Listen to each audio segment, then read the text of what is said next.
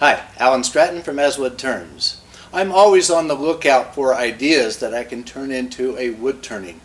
This project is one of those examples. I was on a business trip riding between the San Diego airport and the San Diego rental car facility, and I saw these strange things out by a couple of buildings. I have no idea what they are. Maybe some of you from San Diego can actually tell me what they actually are. But I thought that they'd make a great abstract sculpture as a desk toy. So here they are. I can rearrange them any way I please and play with them to my heart's content. So that will be this week's project. As for the elbow, it's healing nicely. It was a bone spur, no big deal, no big story.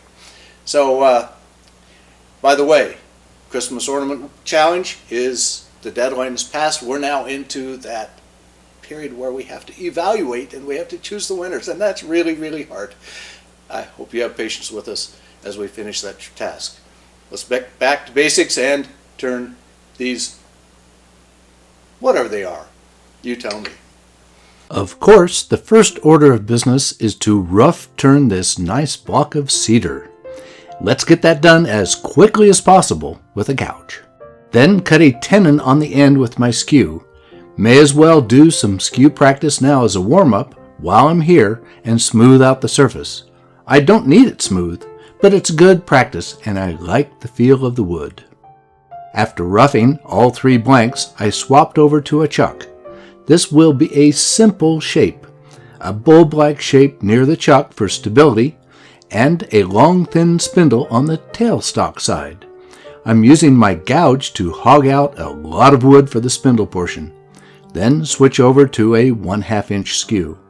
The bulb does not need to be perfect, close will do.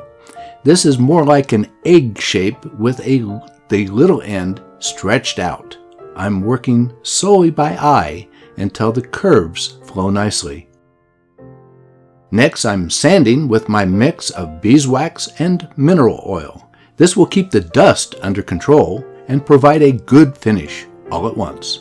Almost done, so I'm reducing the tip near the tailstock, then work the end of the bulb until I've parted off the piece. Then on to turn the other 2 the same way. I cleaned up the 2 ends with a sanding disc on the drill press. Next, I need small stand rings for each of the thingies. I'm starting with a small block of cedar mounted to the top of the scroll chuck jaws and held in place with the live center. Now I'm rounding out the wood, then cutting a small tenon. The biggest risk is to let my tool hit the jaws. Fortunately, I didn't. Now reverse the wood so I can tool the bottom.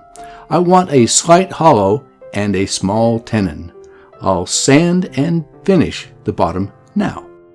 Again, reverse the wood to tool the top side. Now I'll cut a hollow and cut off the original tenon. Then sand and finish. Then let dry overnight before buffing out all the thingy.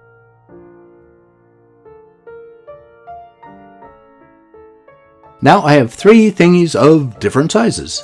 Maybe one of you from San Diego can tell me what they really are. Whatever they were supposed to be in real life, now they're a great desk toy. We'll see you again next week for another wood turning video.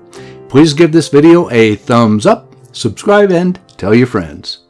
Always wear your full face shield. Goggles are not enough.